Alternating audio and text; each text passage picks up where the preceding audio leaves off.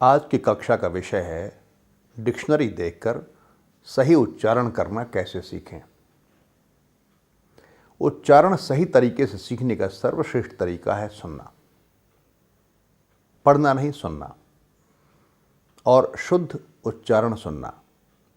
दुर्भाग्य से जहां अंग्रेजी हमारी मातृभाषा नहीं होती है, द्वितीय भाषा के रूप में जिसका प्रयोग हम करते हैं या तृतीय भाषा के रूप में जिसका प्रयोग हम करते हैं, वहाँ हमें अपने आसपास के वातावरण में शुद्ध अंग्रेजी उच्चारण सुनने को नहीं मिलता। इसलिए उसे सुनकर सीखना खतरे से खाली नहीं है।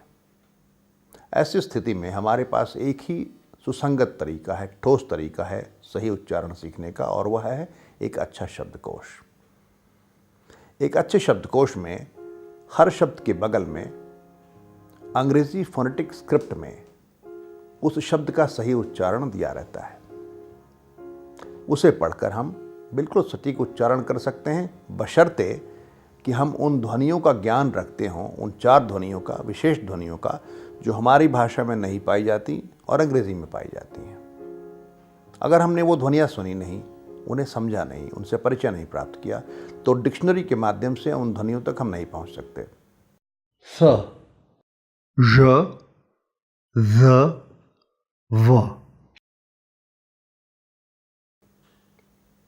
लेकिन अगर उन 4 ध्वनियों को हमने मास्टर कर लिया, समझ लिया, तो उसके बाद डिक्शनरी के माध्यम से बिल्कुल सटीक तौर पर हम किसी शब्द का उच्चारण सीख सकते हैं फोनेटिक स्क्रिप्ट के माध्यम से।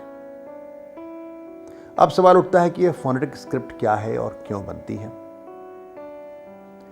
फोनेटिक स्क्रिप्ट का मतलब होता है ऐसी स्क्रिप्ट जिसमें एक अक्षर एक ही साउंड के लिए, एक ही ध्वनि के लिए आता हो। अंग्रेजी में ऐसा नहीं है जो रोमन लिपि में लिखी जाती है।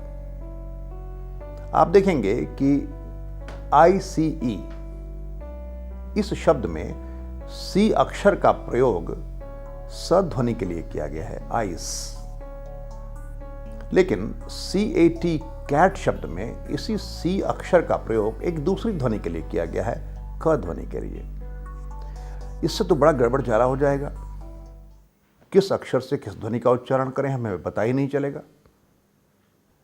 ऐसी स्थिति में यह आवश्यकता आन पड़ती है कि हम एक ऐसी वर्णमाला या अक्षरमाला का निर्माण करें जिसमें एक अक्षर से सिर्फ एक ध्वनि निकलती हो, एक अक्षर एक ध्वनि के लिए।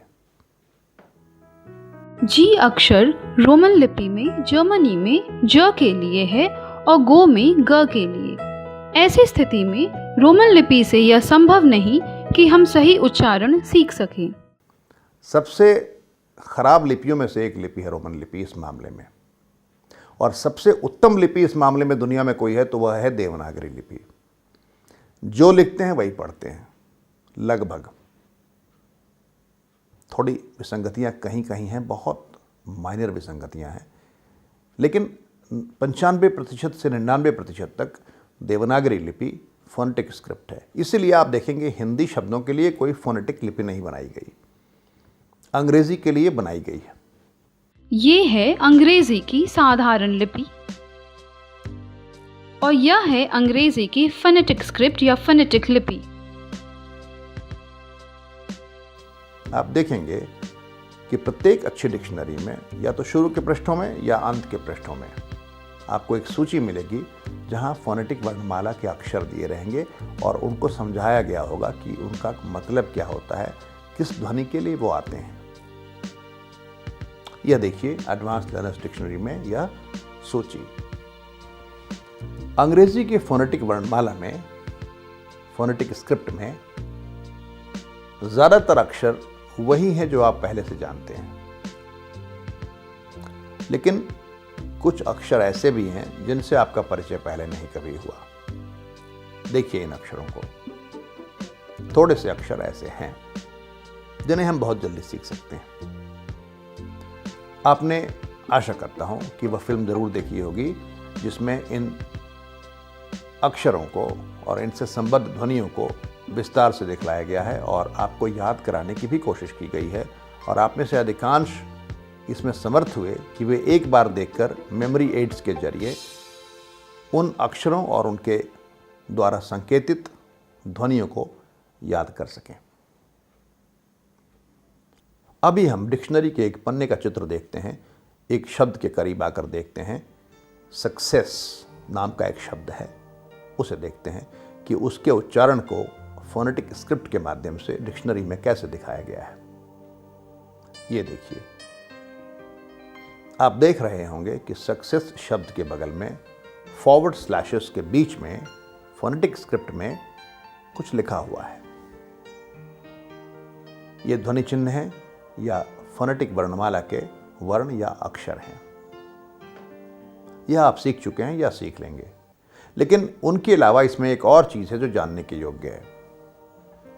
सक्सेस शब्द में बीचों बीच के और एस के बीच और एस अक्षर के ठीक पहले उसके माथे पर एक खड़ी पाई है छोटी सी, उसे स्ट्रेस मार्क कहते हैं, दबाव का चिन्ह कहते हैं। ये प्राइमरी स्ट्रेस है। यही अक्षर के जब नीचे आता है तो उसे सेकेंडरी स्ट्रेस कहते हैं। लेकिन अभी हम सेकेंडरी स्ट्रेस सीखें जरूरी नहीं है, हम प्राइमरी स्ट्रेस सीखेंगे तो हमारा काम चल जाएगा। इसका मतलब यह होता है कि जिस अक्षर के पहले वो दिया गया है उस अक्षर पर, या और तकनीकी रूप से ठीक तौर पे कहें तो उस सिलेबल या ध्वनिखंड के प्रथम अक्षर पर, प्रथम खंड पर, प्रथम हिस्से पर दबाव पड़ेगा। जैसे जब हम इसका उच्चारण करते हैं हिंदी भाषी तो हम कहते हैं सक्सेस, इसका दबाव पड़ा स पर, शुरू वाले एस पर, सक्सेस। लेकिन अंग्रेज वहां दबाव नहीं देते, वे सेस पर दबाव देते हैं, यानी सक्सेस, सक्सेस। तो जहां भी आप डिक्शनरी देखेंगे तो पहले यह ध्यान दें कि दबाव कहां पर है। यह बहुत ही महत्वपूर्ण है। और अगर आप सही जगह दबाव देना नहीं सीखेंगे डिक्शनरी के माध्यम से तो आपकी भाषा समझने में वे असमर्थ रहेंगे अंग्रेज। उदाहरण के लिए एक हिंदी शब्द पर इस दबाव सिद्धांत का हम प्रयोग करते हैं। एक शब्द है रोजनामचा, जिसमें रोज रोज की बातें लिखी जाती हैं। एक रजिस्टर होता है रोजनामचा, रोज रोज की बातें उसमें अंकित की जाती हैं।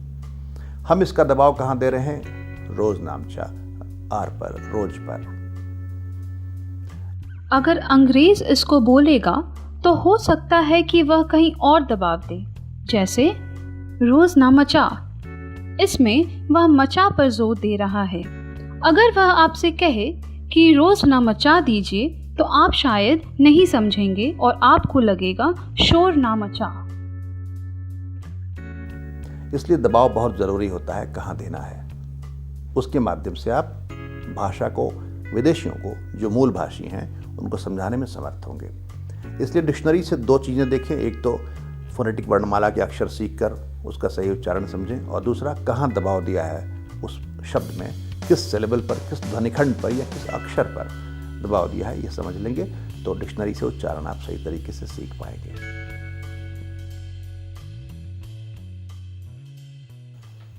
तो इस प्रकार किसी भी अच्छी डिक्शनरी या शब्दकोश को देखकर आप अंग्रेजी शब्दों के मूल उच्चारण तक पहुंच सकते हैं। क्योंकि रेडियो और टेलीविज़न की सुविधा हर गांव में अभी नहीं पहुंची है और थोड़ी विरल है, हर घर में तो नहीं है, लेकिन डिक्शनरी हर घर में पहुंच सकती है। इसलिए सर्वश्रेष्ठ स्रोत जो है अंग्रेजी उच्चारण सीखने का आज की तिथि में वह शब्दकोश ही है। लेकिन यहाँ एक बात और जान लेनी जरूरी है। जहाँ सामान्य शब्दकोशों से, अच्छे शब्दकोशों से हम अधिकांश शब्दों के उच्चारण सीख सकते हैं, एक समस्या यह आती है कि अधिकांश सामान्य शब्दकोशों में, जनरल डिक्शनरीज में, मुख्य शब्दों के उच्चारण तो मिल जाते हैं लेकिन उनके डेरिवेटिव वर्ड्स के सारे उच्चारण नहीं मिलते। इसके लिए एक और उपाय हमारे पास है, वह है प्रोनाउंसिंग डिक्शनरी खरीदने का, जिसमें शब्दों के अर्थ नहीं दिए रहते, सिर्फ उनके उच्चारण दिए रहते हैं, मूल शब्दों के भी और उनके सारे डेरिवेटिव्स के। मूल शब्द हुआ सॉफ्ट, इसका उच्चारण मिल जाएगा। सॉफ्टनेस, इसका उच्चारण मिले जरूरी नहीं है। सॉफ्टली, इसका उच्चारण मिले जरूरी नहीं है। सॉफ्टली, सॉफ्टनेस इत्यादि डेरिवेटिव्स हुई, डेरिवेटिव वर्ड्स हुई। और कभी कभी एक बहुत लंबी श्रृंखला डेरिवेटिव वर्ड्स की हुआ करती है, निकले हुए शब्दों की। एक और समस्या है, जनरल डिक्शनरीज़ में, चाहे वो कितनी भी अच्छी क्यों ना हो, एडवांस लर्नर्स डिक्शनरी ही क्यों नहीं हो ऑक्सफोर्ड की या कैम्ब्रिज की, उसमें आपको व्यक्तियों के नाम और स्थानों के नाम इनका उच्चारण नहीं मिलेगा। इसीलिए जो एडवांस्ड कोर्स करना चाहते हैं इंग्लिश प्रोनाउंसिएशन में और ऊपर जाना चाहते हैं, उन्हें यह सलाह दी जाती है कि वह एक प्रोनाउंसिंग डिक्शनरी ज़रूर अपने साथ रखें। सबसे लोकप्रिय डिक्शनरी है डैनियल जोन्स की, जो आजकल कैम्ब्रिज यूनिवर्सिटी प्रेस छापती है, और इसके कुछ पन्नों से आप ज़रूर अभी परिचय प्राप्त करें। देखें कि किस प्रकार के शब्दों के उच्चारण उनमें मिलते हैं और कितने विस्तार से मिलते हैं। कैम्ब्रिज इंग्लिश प्रोनाउंसिंग डिक्शनरी जो डैनियल जोन्स द्वारा लिखी गई है,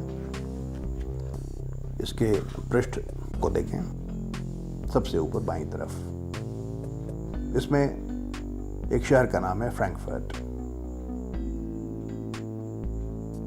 इस शहर का नाम और इसका उच्चारण आपको सामान्य डिक्शनरियों में नहीं मिलेगा। इसी प्रकार उसके नीचे देखें, एक व्यक्ति का नाम है फ्रैंकलिन। इस व्यक्ति का नाम आपको सामान्य डिक्शनरियों में नहीं मिलेगा और उसका उच्चारण भी नहीं मिलेगा। यहां वह दोनों आप देख सकते हैं। इस नाम को देखें, जिसे हम सिकंदर कहते हैं या अलेक्जेंडर कहते हैं। इसका पहला उच्चारण क्या दिया है इसमें? अलेक्जेंडर। लेकिन यह भी बताया है कि इसके दूसरे वेरिएशंस भी हैं। अलेक्जेंडर भी कहते हैं, अलेक्जेंडर भी कहते हैं। इससे आपका आत्मविश्वास बढ़ेगा कि आपने जो बताया या जो बोला वह गलत नहीं था। इतने वेरिएशंस किसी नाम के आपको किसी भी सामान्य डिक्शनरी में नहीं मिल सकते हैं उच्चारण के मामले में।